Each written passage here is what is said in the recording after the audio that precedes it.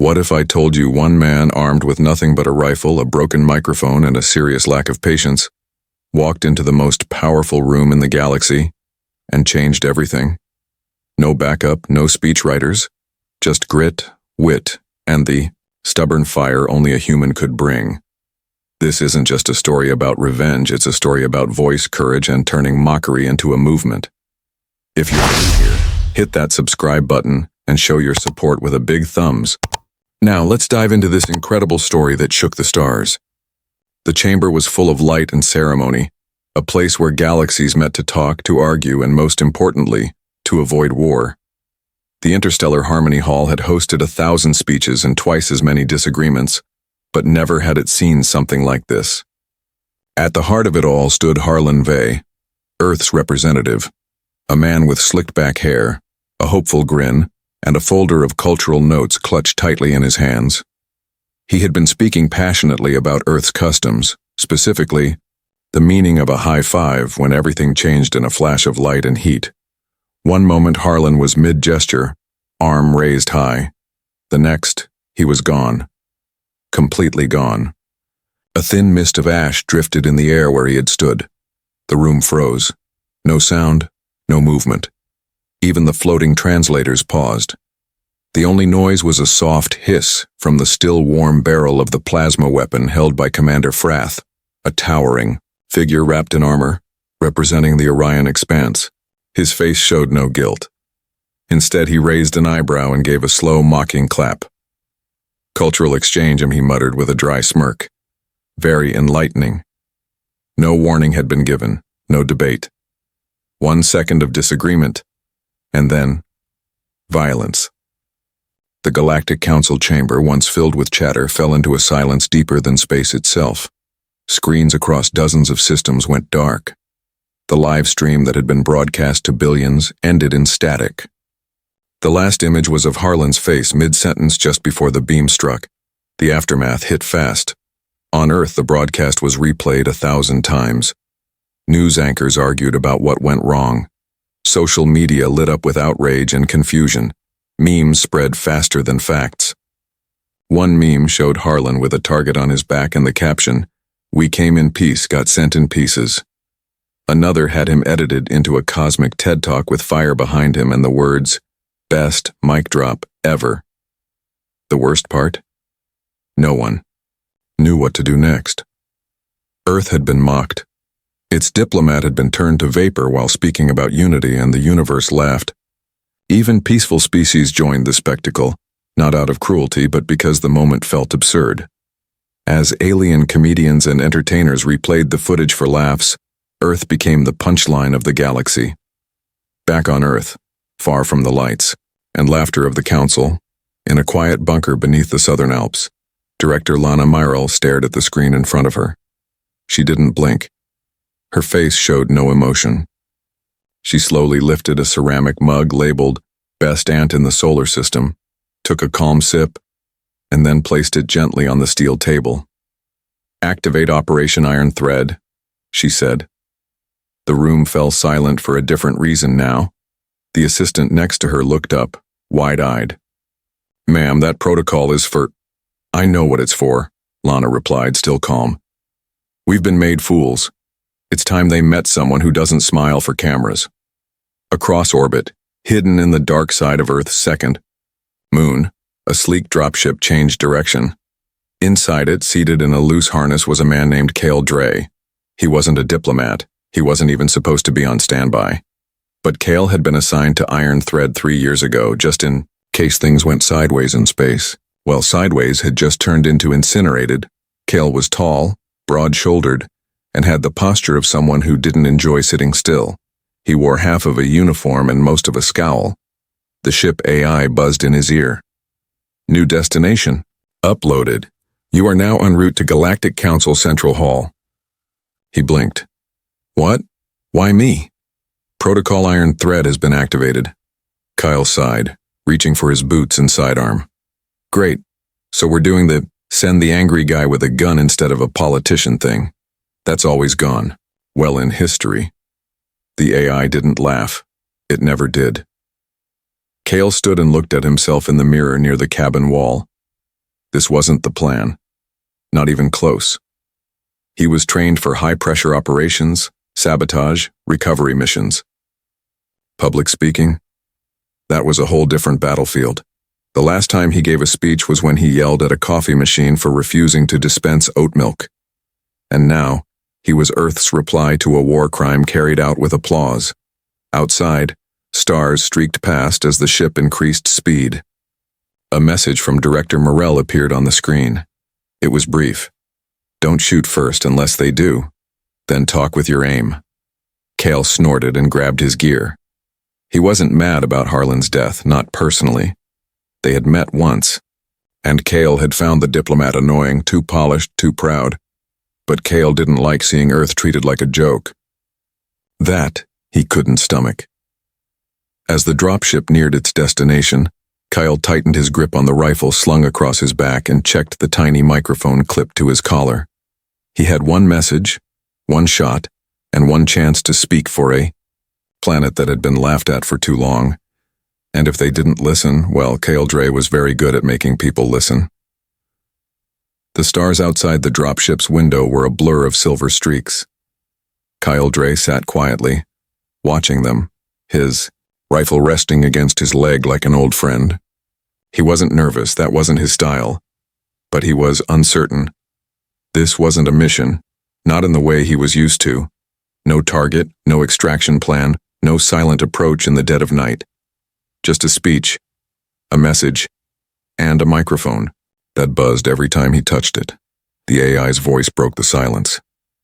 Arrival in 9 minutes. Council chamber security is active. Your entrance has been authorized by Earth's override protocol. Cale didn't respond. He was busy flipping through the notes Earth Command had sent, an attempted speech upload, filled with diplomatic phrases, ancient proverbs, and a few awkward metaphors about unity being like soup. It was useless. He tossed the tablet aside and muttered, "I'm not saying any of that." He stood and strapped on his armor. Nothing heavy, just enough to stop a laser or two. The rifle was checked, loaded, and clipped to his chest. He looked into the mirror again, same as he had before. But now there was a weight behind his eyes. He was about to walk into the most powerful room in the known galaxy with nothing but sarcasm and a gun. When the ship docked, he stepped into the docking bay with quiet confidence. The security officers, each from a different planet, watched him with tight grips on their weapons. No one stopped him. No one dared. Earth's override protocol was recognized, and no one wanted to be the one who accidentally triggered a war. Cale walked the long corridor to the chamber. The walls shimmered with images of past council moments, great speeches, historic handshakes, and long-standing agreements made over decades. He passed them all, unimpressed. He had seen people make peace before, but never after being turned into vapor. Inside the chamber, the meeting had already begun again. After a day of chaos and fear, the council had decided to resume talks, pretending as if nothing had happened. A representative from the Valari Dominion, shaped like a floating diamond with rings of light orbiting its form, was midway through a poem about hope and renewal. The chamber was quiet, almost too quiet. That's when every screen flickered. The poem stopped mid-verse. Security feeds were hijacked. Cale's face filled every display across the chamber and across the galaxy. He was standing in a small hallway, eyes tired, voice rough. "Right," he said, his tone dry.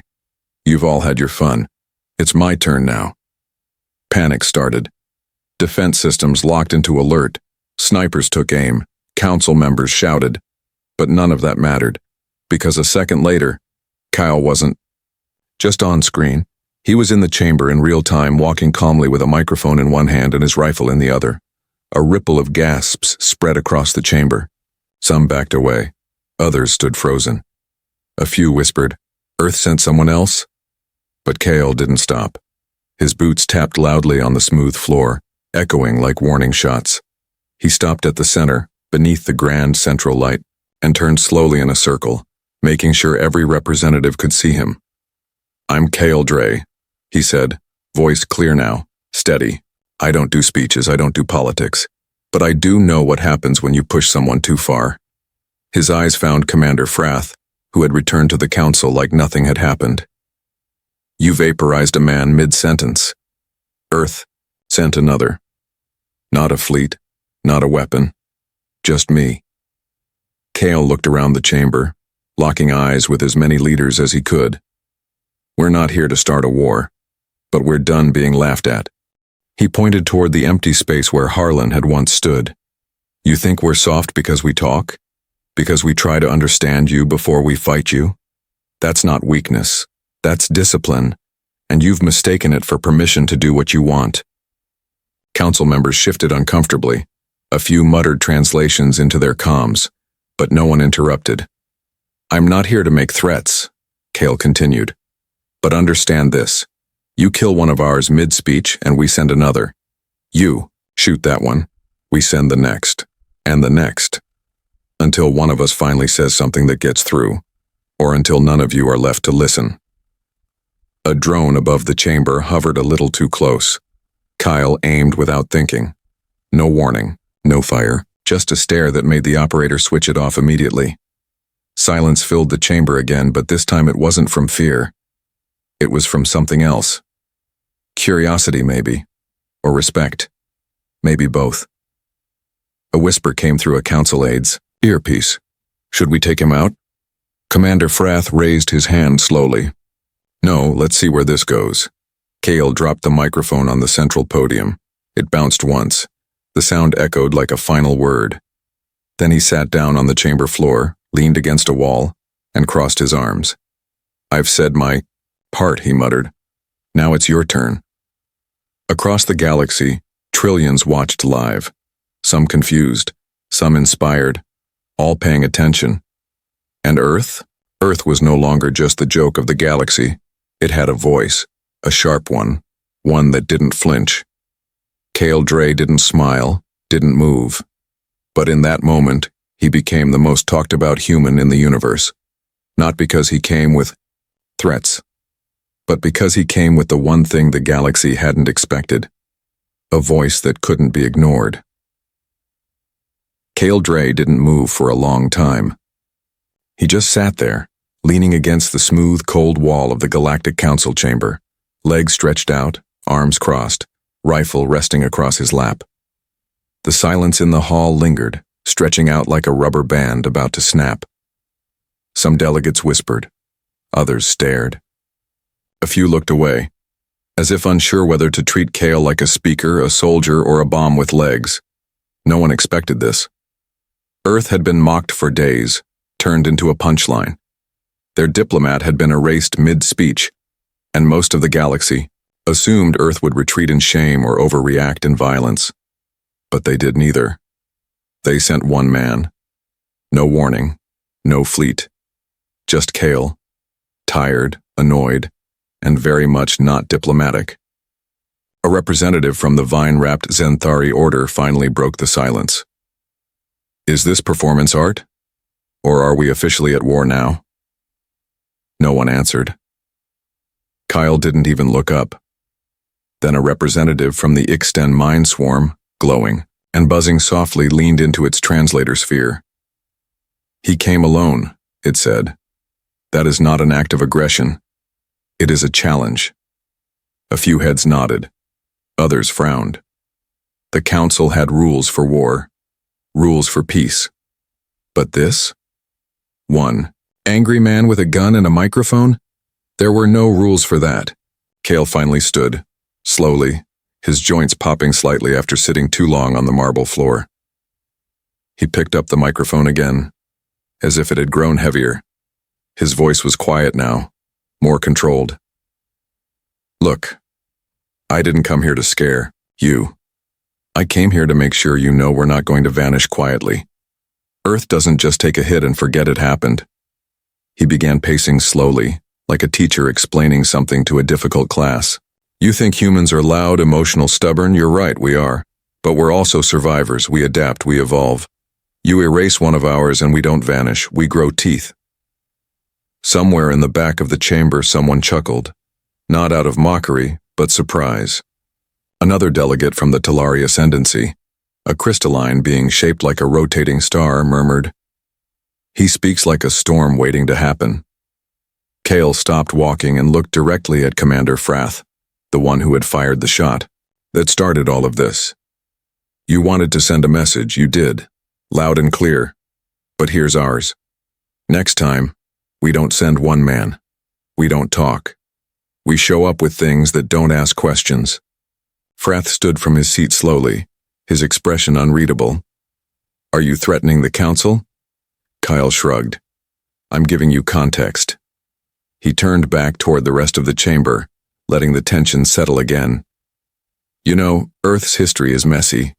We've fought wars over salt, over tea, once, over a pig. We're not proud of it. But it means we know what conflict feels like, and we know how to end one. He paused, then softened his tone. But that's not what we want. We sent Harlan because we hoped for peace. He was annoying, yeah, but he believed in this place.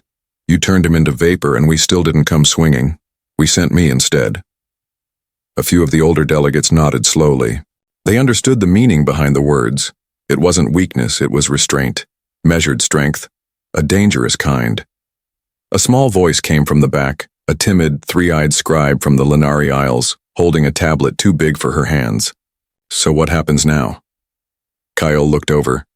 His tone changed slightly, more grounded. Now, you decide if you're ready to listen to Earth.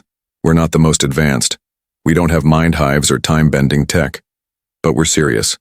And we remember everything. A pause. Then a sound no one expected. Applause. It started from the year-in Clade representative, a creature made of shifting smoke and music. Then from the Makari host, a species of water-bound thinkers. Slowly, the sound spread. It wasn't loud, it wasn't even certain, but it was real. A ripple of reluctant respect. Even Commander Frath didn't interrupt it. Kyle didn't smile. He just stood there waiting for someone to say something worth challenging. Instead, the chamber's lights dimmed, signaling a shift in the council's session. The presiding official, a neutral figure from the Unified Nebulon Forum, floated down. Earth has made its voice heard. The floor is now open for responses. Kyle turned, nodded once, and walked back toward the exit, his steps calm, but each one echoed with weight. Across the stars, the moment was being replayed in real time. Every newsfeed, every data stream, every living room from Jupiter to the edge of Kepler. No one had ever seen a human do that before. Speak like that, stand like that, alone, unshaken. He didn't need an army behind him. He was the message, and that message was now planted deep in the heart of galactic politics, where fear had always spoken louder than reason. Until today, Kale Dre lay back on a couch that seemed to be made of something halfway between foam and memory pudding. The room pulsed softly with dim lights that changed color every few seconds for no clear reason. He had been given quarters in one of the guest suites inside the Galactic Council's diplomatic housing unit, a place designed by aliens who, clearly, had never asked humans how beds were supposed to work. The ceiling hummed gently. The minibar included a bottle labeled, "Drink this, if you dare," and a cupcake that occasionally whispered compliments in different languages. He hadn't slept. He hadn't really even sat still since the council session ended. His rifle leaned against the wall. His microphone, turned off but still gripped in his hand, sat like a quiet reminder that he was not a soldier on a mission anymore. He was something else now. A representative. An icon. A guy who accidentally became a symbol just by refusing to shut up. The galaxy was still buzzing. Clips of his speech had gone viral. Some thought he was a genius. Others called him dangerous. And plenty were sure Earth had just declared a one-man war. Kyle didn't feel like a hero. Mostly, he just felt tired and out of place. His room looked like a space museum gift shop had exploded, and none of it made any sense to him. He sat up, rubbing his eyes when he heard something strange. 3 knocks at the door. Not just knocks. Musical notes. 3 distinct tones, played like part of a melody. That was not normal. He stood, instantly alert. His hand moved toward the rifle. But he paused. Whoever knocked knew this wasn't Earth. They weren't just visiting. They belonged here. Kyle walked to the door, hesitated for a second, then opened it. A tall woman stood there, blue-skinned with silver lines on her face like gentle tattoos. She wore a simple uniform and had a collar around her neck, humming quietly, a translator device. Her eyes were sharp but tired.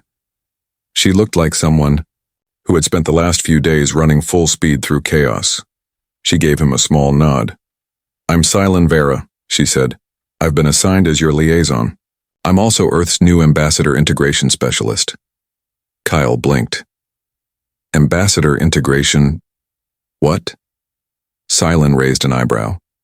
"I'm here to help Earth transition from being a galactic mystery to an actual member of the Diplomatic Council." Kale stared for a second. "So, babysitter?" She sighed. "Basically, yes." He stepped aside and let her in. She walked around the room, pausing only to eye the whispering cupcake. "This room is ridiculous," she muttered. Kale smiled, faintly for the first time all day. "That makes two of us." Silent sat in a chair shaped like a curled leaf and got straight to the point. "You changed the conversation, not just with the Council, with the whole galaxy." They saw one person stand alone and speak truth. No weapons fired, no ships launched. Just a man and a message. That hasn't happened here in, well, ever. Kyle shrugged. "I just didn't want us to be a joke." "Well," she replied, "you're not. Earth is now under serious review to become a voting member of the Council, and several species, some of whom have never agreed on anything, want formal talks with your planet." He leaned back. "You're saying I accidentally made Earth popular?" She nodded. "Very, and very unpredictable. Which is why I'm here. To make sure your next move doesn't involve a second speech that ends with plasma." Kyle chuckled. "Fair enough. So, what now? I learn how to talk in circles and drink glowing liquids from floating goblets?" "Something like that," she said.